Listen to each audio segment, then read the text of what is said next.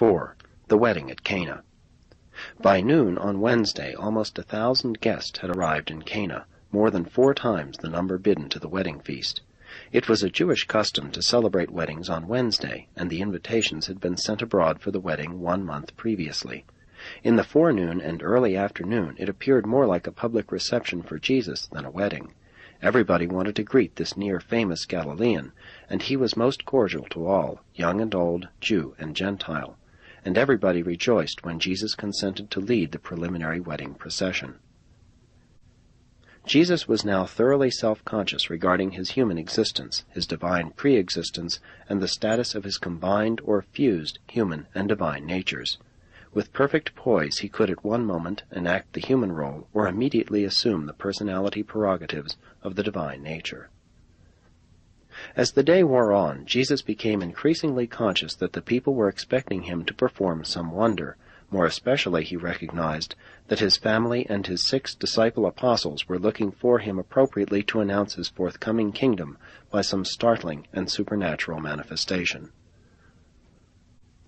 Early in the afternoon, Mary summoned James, and together they made bold to approach Jesus to inquire if he would admit them to his confidence, to the extent of informing them at what hour and at what point in connection with the wedding ceremonies he had planned to manifest himself as the supernatural one. No sooner had they spoken of these matters to Jesus than they saw they had roused his characteristic indignation. He said only, "If you love me, then be willing to tarry with me while I wait upon the will of my Father who is in heaven." But the eloquence of his rebuke lay in the expression of his face. This move of his mother was a great disappointment to the human Jesus, and he was much sobered by his reaction to her suggestive proposal that he permit himself to indulge in some outward demonstration of his divinity. That was one of the very things he had decided not to do when so recently isolated in the hills. For several hours Mary was much depressed. She said to James, "I cannot understand him. What can it all mean? Is there no end to his strange conduct?" James and Jude tried to comfort their mother, while Jesus withdrew for an hour's solitude. But he returned to the gathering, and was once more light-hearted and joyous. The wedding proceeded with a hush of expectancy, but the entire ceremony was finished, and not a move, not a word from the honored guest.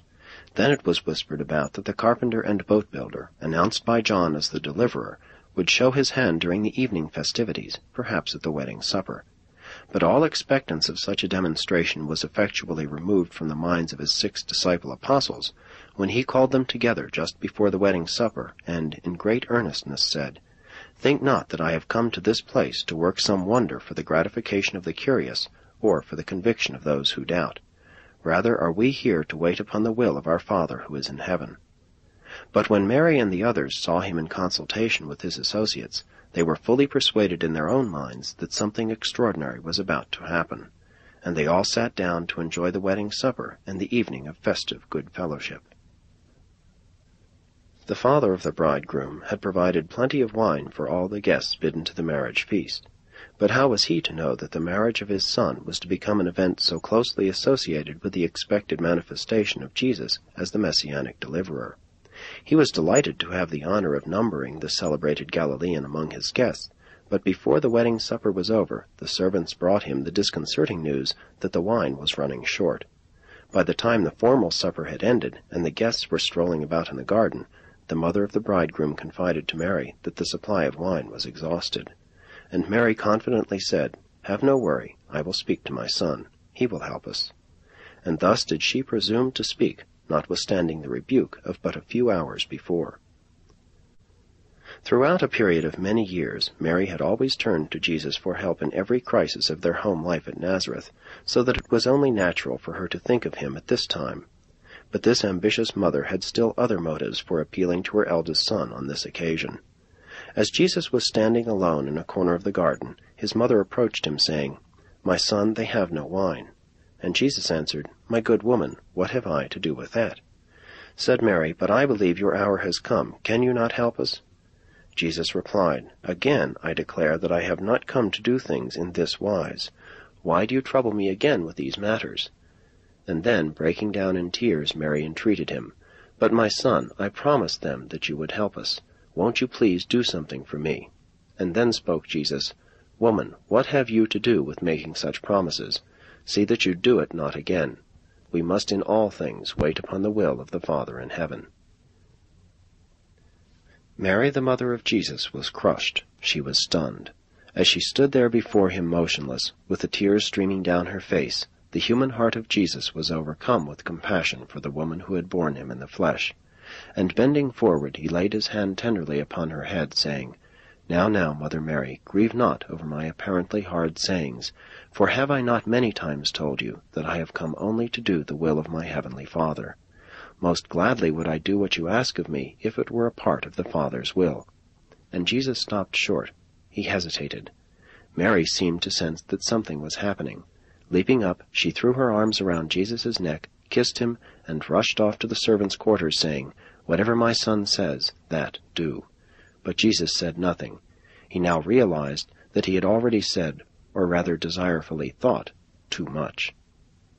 Mary was dancing with glee. She did not know how the wine would be produced, but she confidently believed that she had finally persuaded her firstborn son to assert his authority, to dare to step forth and claim his position and exhibit his messianic power.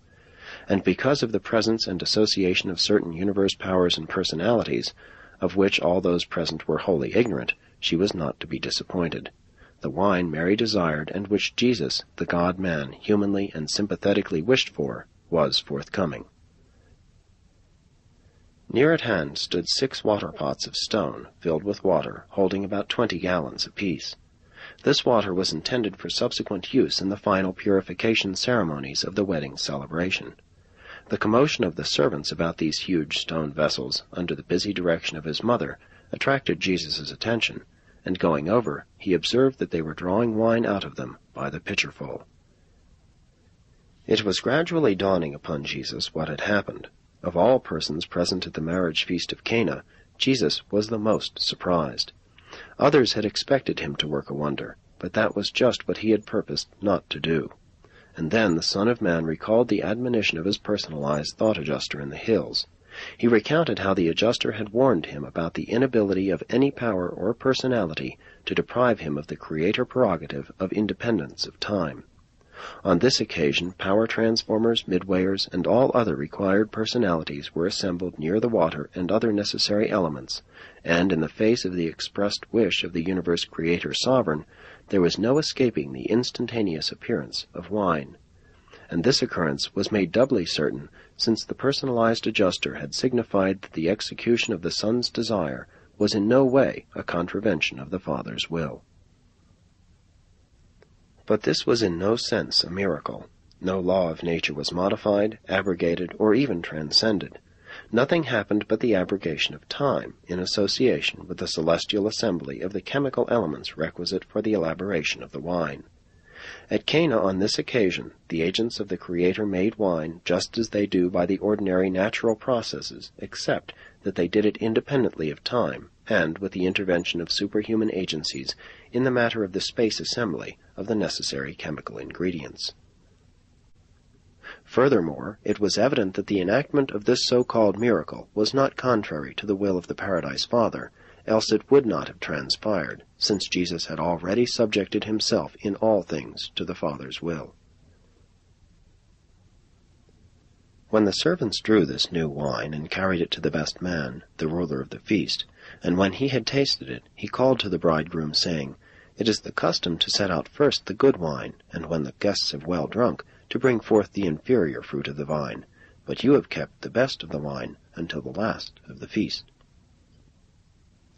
Mary and the disciples of Jesus were greatly rejoiced at the supposed miracle which they thought Jesus had intentionally performed. But Jesus withdrew to a sheltered nook of the garden and engaged in serious thought for a few brief moments. He finally decided that the episode was beyond his personal control under the circumstances and, not being adverse to his Father's will, was inevitable. When he returned to the people, they regarded him with awe. They all believed in him as the Messiah. But Jesus was sorely perplexed, knowing that they believed in him only because of the unusual occurrence which they had just inadvertently beheld. Again Jesus retired for a season to the housetop, that he might think it all over. Jesus now fully comprehended that he must constantly be on guard, lest his indulgence of sympathy and pity become responsible for repeated episodes of this sort. Nevertheless, many similar events occurred before the Son of Man took final leave of his mortal life in the flesh.